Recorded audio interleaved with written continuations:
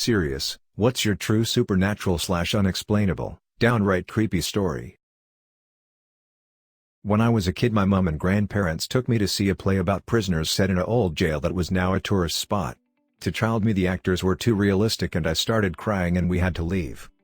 Chatting to my mom a few years ago, and apparently it wasn't a play, we just went to visit the old empty jail. I remember as a little kid my mom took us to an old Civil War jail camp reenactment in Richmond.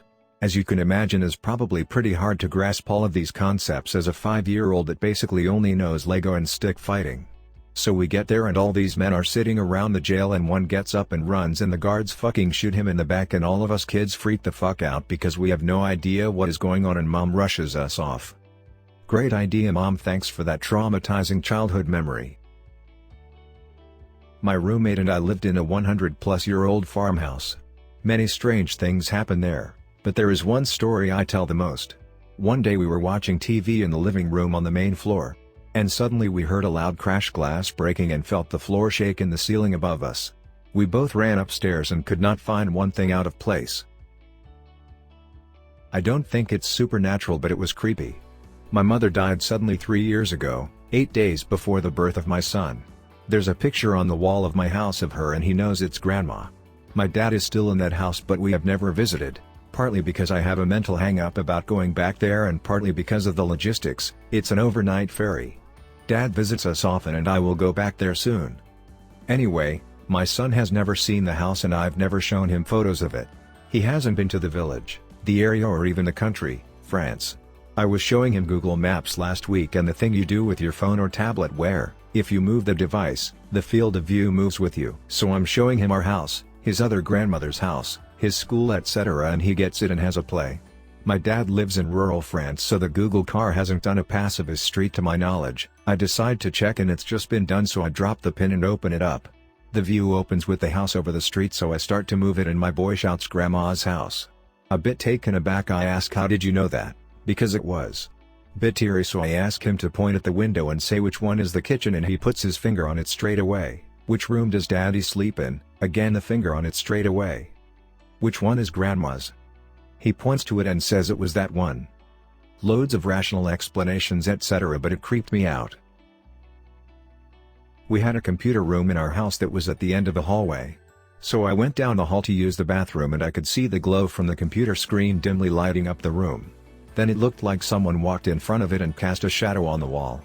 I jumped and then started laughing. "Geez, you scared me." I look in and there's no one in the room. I booked it out of there and avoided that bathroom for weeks. My family moved to this standard upscale suburban home after roughing it for a couple of years to save up. We also got a deal on the home because it was a model home before it was ours, like had all the fake furniture to show off the neighborhood homes. Anyways, it had this loft area with 2 stairwells that go up to it, one in the front and one in the back. You could pretty much hear everything from this loft since it was so open. One day my 2 best friends, guy and a girl, are hanging out in the loft. We were in HS and they were horny and always all over each other, whether I was in the room or not. We were watching TV and I get up to take a piss. When I left, they were all up on each other. When I came back, they were on different ends of the couch. They had gotten into a fight, so I asked what was up. "Your little sister is home," the dude says. My face turned sheet white. "What's wrong?" the girl asked. I asked them what made them think that. They said they heard her. I am sort of freaking out at this point. "No one's here," I say. "We checked the house, and I'm right." Well, it turns out that before it was a model home, a family lived there and a little girl had been playing in the loft but had climbed on the railing and fell to her death below. My 2 best friends swear, to this day, that they heard what they thought was my sister laugh and run up the stairs, hitting her hands on each step like she was running up on all fours. I never had any encounters, other than the fact that right next to where she landed was the house's central intercom. We had an intercom system in every room that you could play music through, or talk to each other. Every so often at night at the same time you'd wake up to the intercom button being pressed, and just the blank sound of static airways like someone was holding down the button but no one was speaking. My room was on the 3rd floor and I'd have to walk down to the bottom to the main unit and turn it off there.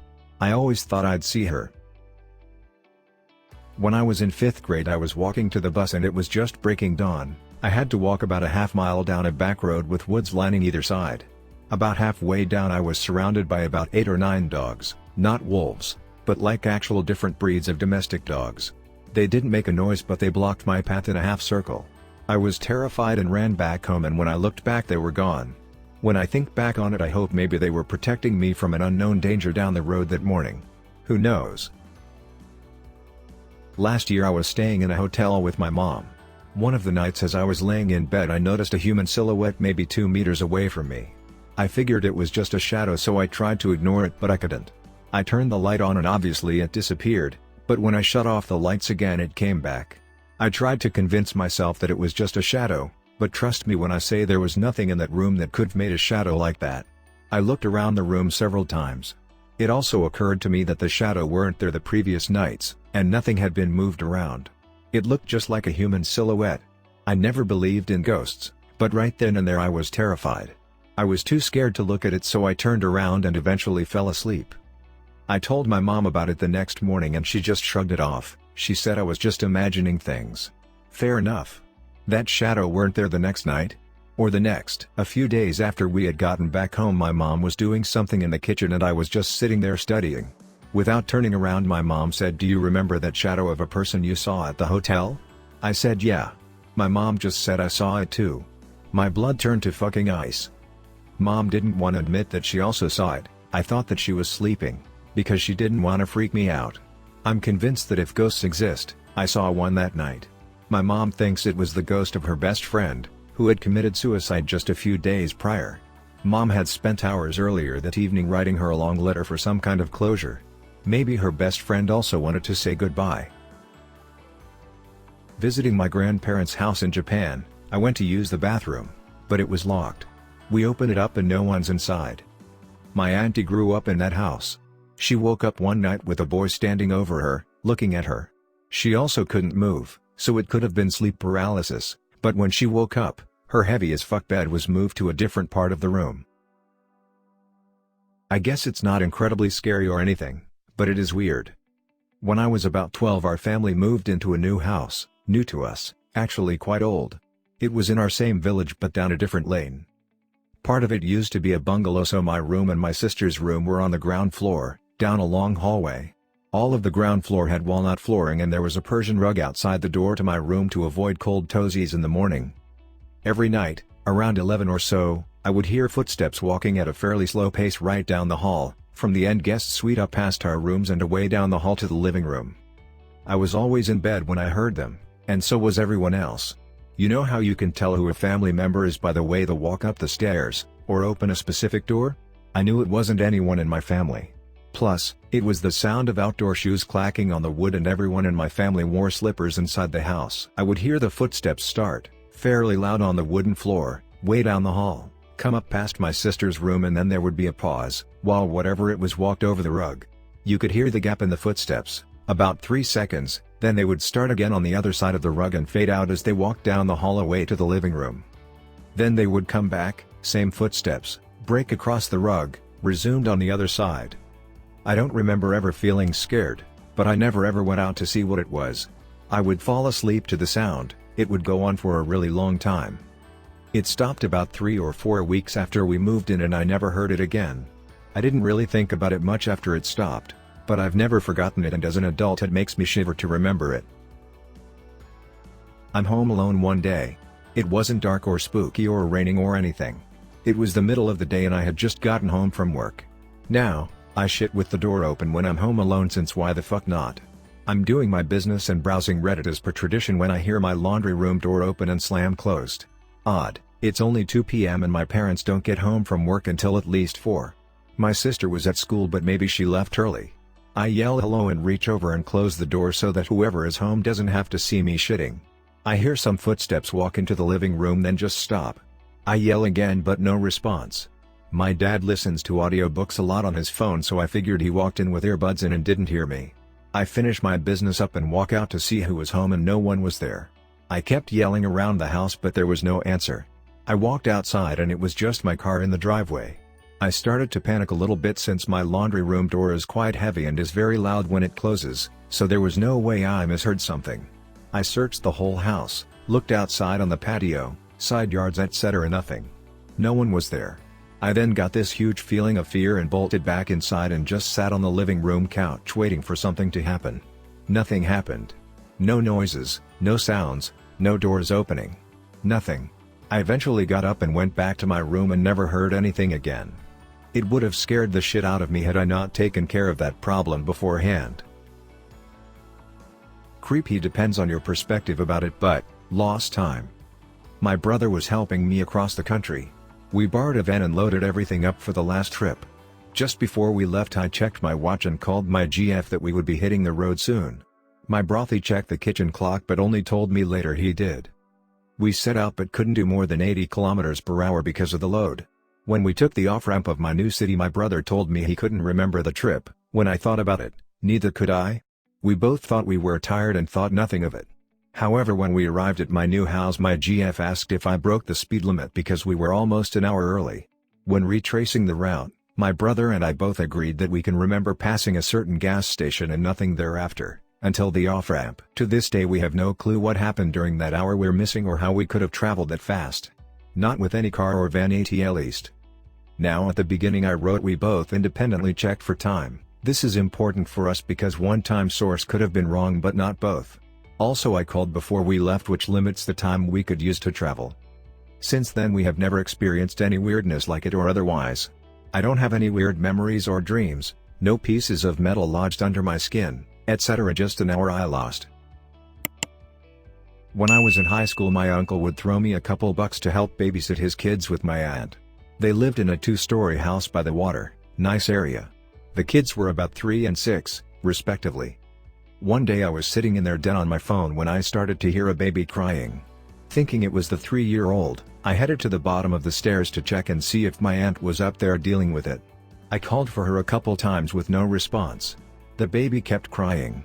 I called for her one more time, and when I got no response I started walking up the stairs. Then I heard my cousins and aunt playing outside. All the hairs on my body stood up and I literally felt a chill run down my spine. I quietly turned around, walked down the stairs, got in my car and drove away. The baby was still crying when I closed the door behind me. A few years later I was drunk at a family party and told my uncle the story. He told me that he and his wife used to hear the baby too, and apparently the previous owners had a kid die of SIDS in that room upstairs. He's uber Catholic and had a mass said for the baby. He said after that it never happened again.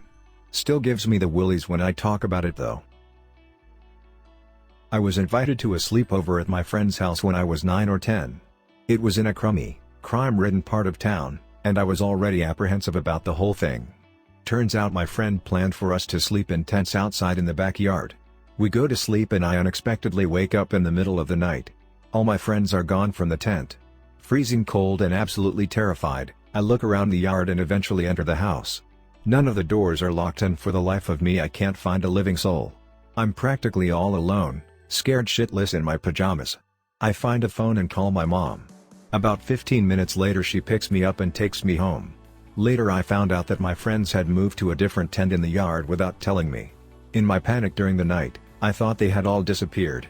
Not really supernatural, but in the moment it was the most horrifying, inexplicable thing I ever had the displeasure to experience in my childhood.